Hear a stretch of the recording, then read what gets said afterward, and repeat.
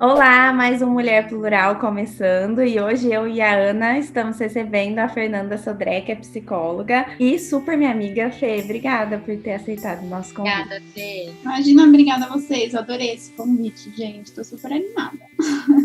Pois é, e como a gente está nessa semana de Dia dos Namorados, estamos gravando aí na semana de Dia dos Namorados, a gente resolveu falar um pouco sobre relacionamento, que é um assunto que tem muito pano para manga, muita pauta.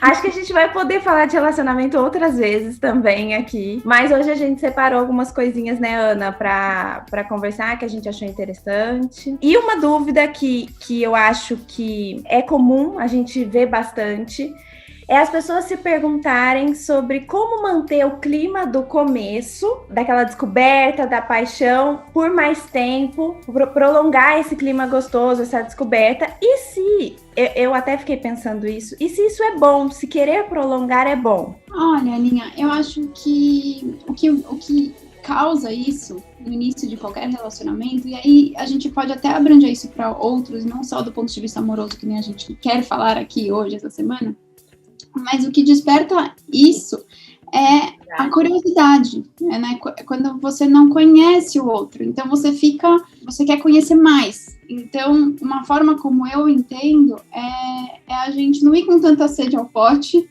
não querer mostrar tudo de uma vez, assim, eu preciso falar da minha vida toda no primeiro date com a pessoa. Não, calma, você tem a vida para se expor, a vida para se apresentar, para que ele te conhecer.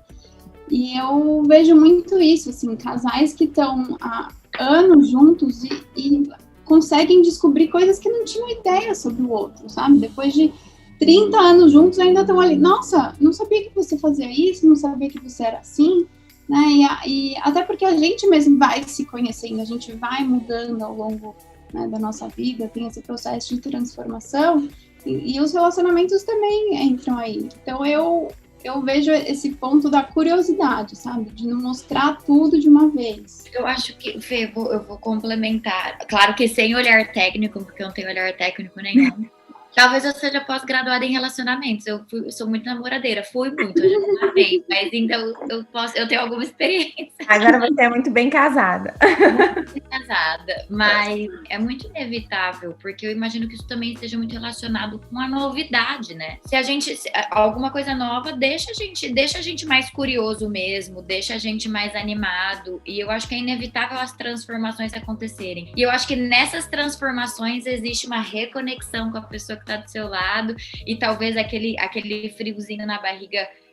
Bom, não digo que volta originalmente ao que foi, mas assim, eu acho que existe, sabe, o mistério de, tipo, se conhecer. Eu acho que isso dá para prolongar, mesmo porque também a gente se transforma e a gente tem que se reconhecer e se reapresentar para a pessoa. Então, acho que tem esses momentos de reconexão, mas será que o comecinho, aquela paixão louca, volta? Na verdade, o começo ele é muito bom, ele é uma delícia, mas eu, por exemplo, tô num relacionamento muito longo, né, de muito tempo. Poxa, é tão gostoso que vem depois também, né? São outras fases que você vai descobrindo e a intimidade, ela é muito legal também. Você descobre muito mais do que aquele começo que tem aquela excitação por uma coisa nova. Mas depois, quando você também conhece mais sobre aquela pessoa, você ganha um companheiro de outras coisas, né? Eu até queria perguntar também para você. As pessoas falam que no começo a gente tem muito de paixão e depois isso se transforma em amor, que são coisas diferentes. São de fato coisas diferentes? E o que seria essa diferença, assim? Eu entendo que sim. Assim, fazendo uma distinção até rápida, né, entre uma coisa e outra. A paixão, eu entendo que ela tem um tempo determinado, né? Tem alguns lugares, alguns autores até que falam que ela tem, acho que dura no máximo 1 ano e meio, alguma coisa assim. Enquanto que o amor não tem, é um tempo indeterminado. Como eu entendo, né? A paixão, ela vem acompanhada de uma idealização muito grande desse outro. O que eu acho que aquela pessoa tem. Porque, de novo, a gente já falou isso. Eu não conheço ele. Eu não sei, mas eu tô deduzindo, eu quero ver aquilo que não tá ali. Ou que você espera da pessoa, né? Você espera ver isso dela, então você imagina, você monta aquela imagem da pessoa. Uma expectativa que eu tenho, aquilo que eu quero que ele tenha. Como que funciona isso? Eu fiz anos de terapia, minha terapeuta acho que tentou me explicar várias vezes, mas existe muito isso da gente refletir no outro ou cobrar do outro o que a gente é. A gente cobra do outro o que a gente quer que ele seja, a imagem que a gente fez na nossa cabeça daquela pessoa, ou a gente cobra e reclama daquela pessoa de problemas que a gente tem e a gente encontra no outro. Quando a gente gera expectativa em um relacionamento, a gente gera expectativa do comportamento do outro comigo, esse é o primeiro passo para aquilo dar errado. Essas expectativas, elas são reflexos de alguma coisa que falta em mim, alguma coisa que eu quero, que eu na minha vida desenvolvi, mas aquela pessoa não necessariamente tem, sabe assim? Aquela pessoa teve a vida dela, ela é do jeito que ela é.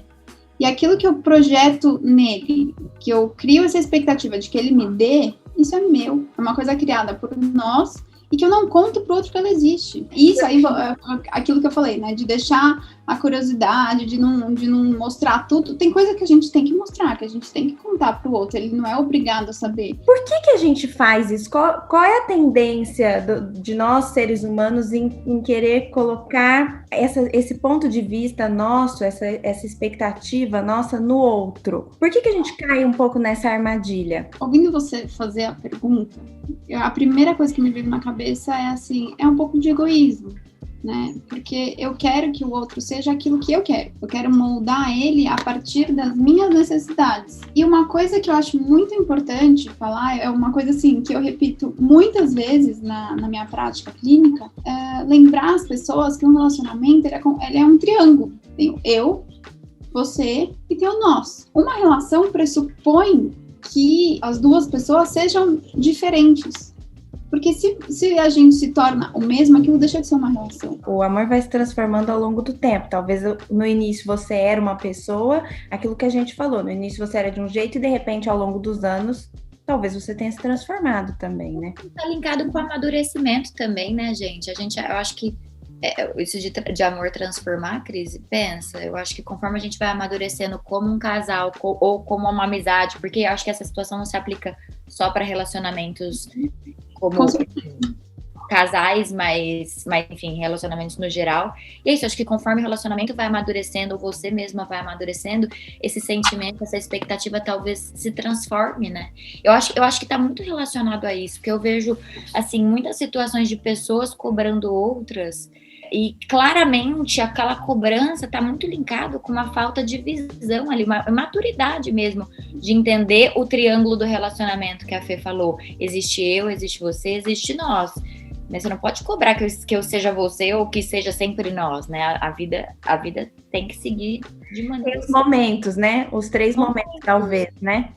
E também eu acho importante, até falando de mim, eu lembro muito da minha mãe falando quando era pequena, a gente também lembrar de deixar o amor ou aquela paixão do começo, talvez deixar um pouco de lado e ter uma visão mais técnica, né, num momento do relacionamento, porque ninguém muda ninguém, né?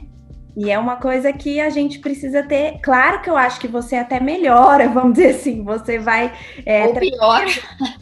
Você vai trazendo um pouco de você para outra pessoa, a outra pessoa vai trazendo um pouco dela para você, e claro que há uma troca, eu acredito nessa troca, mas assim, mudar completamente, a minha mãe sempre falou, você não vai mudar, e às vezes a gente entra num relacionamento, como a gente tá falando aqui, não só amoroso, mas também de amizade, você entra com aquela lente cor-de-rosa, né, ai, você acha tudo lindo, tá tudo maravilhoso, e aí você esquece de ver se a pessoa tem, então, os mesmos valores que você, acredita nas mesmas coisas. Cris, você falou isso, eu imagino meu pai falando, acho que eles são mais velhos, eles passaram por mais coisas que nós, então eles sabem que isso é real. E eu, com meu histórico de relacionamentos passados, toda vez que eu namorava, ele falava, Luísa, as pessoas não mudam, elas não mudam, a não ser que elas queiram mudar, então você não muda, então não espera. O que você tem hoje, assim, as características, elas vão agravando, né, na verdade, as graves se agravam, as boas talvez aflorem mas as ruins se agravam, então não se apegue nessa lente cor-de-rosa que você tem, na expectativa de, o probleminha tá aqui, daqui pra frente, quando a gente casar, quando acontecer isso, as coisas vão ser diferentes. E não vão ser diferentes. Então, é muito importante. É muito importante você ser pé no chão nessas horas. Porque senão você se deixa levar, você se frustra, você fica esperando um relacionamento que você cria e ele nunca acontece, né? Eu achei engraçado como você falou, né, Aninha?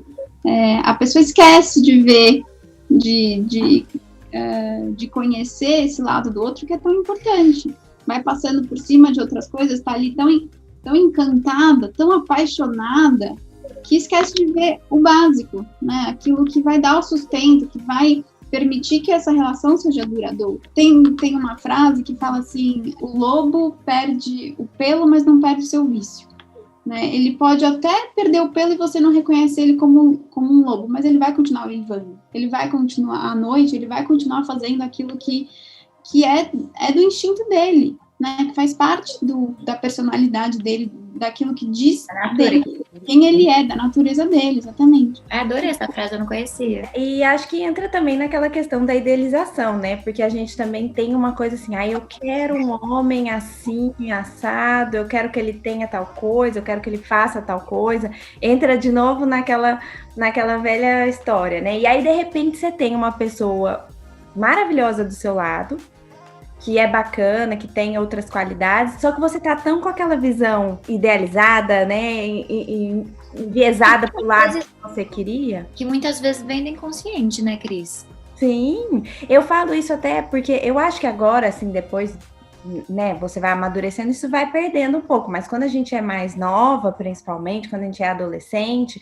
a gente tem muito aquele olhar, assim, romantizado, né, eu quero um menino assim, assim, assado, né, que faça tal coisa, que faça o esporte tal, que se vista de tal maneira, e de repente tem um outro cara que é super legal, que tem uma família bacana, que tem os valores iguais a você, e você tá deixando passar, porque você tá com aquele olhar. Pra mim, eu acho que pra mim não tem assim, a coisa mais atraente pra mim é uma pessoa que a gente consiga trocar, que a gente consiga conversar, que a gente tenha aquela conversa profunda, que não necessariamente a gente vai ter as mesmas opiniões, e eu tô falando tudo isso pensando no meu marido hoje, porque é exatamente o que eu tenho com ele. Claro, a gente não concorda em 100% das coisas, e eu acho que de todo relacionamento, é isso, o mais interessante é eu saber que eu posso sentar e assim, conversar. Eu sei que aquela pessoa minimamente vai me ouvir, que ele vai colocar os pontos dele, que vai ter respeito, que essa conversa, que essa construção, que essa progressão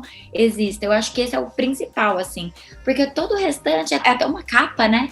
É tão superficial. E outra coisa, você vai envelhecer, né?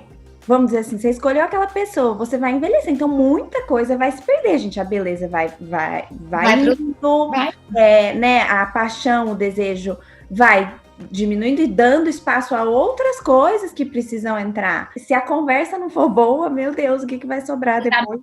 É isso. Em um relacionamento, a gente pressupõe que existe uma negociação, porque vai ter os momentos em que eu vou ceder e o momento em que você vai ter que ceder. Eu não acredito que exista a pessoa, um casal em que eles são completamente perfeitos desde o primeiro dia. A relação ela vai se transformando de acordo com as necessidades da fase que a gente está vivendo, né? Então, vamos pegar aqueles exemplos de relacionamento em que os dois se conheceram quando ainda eram super jovens, adolescentes. A fase daquele relacionamento é muito diferente de quando eles já estão casados e com filhos. Né?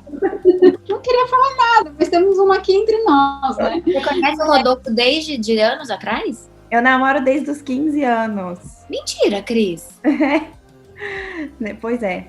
Não, então você namorou o Rodolfo na sua vida inteira? Sim, eu casei com meu primeiro namorado. Olha só, eu sou esse clichê. A gente é tão... Olha isso. E eu falando que eu falei assim, gente, sou pós-graduada em relacionamento, namorei 6, vou casar com o 6º. Ai, é bom, né? A gente dá um bom match. A gente dá um bom match, sim. Amei, depois quero saber mais dessa história.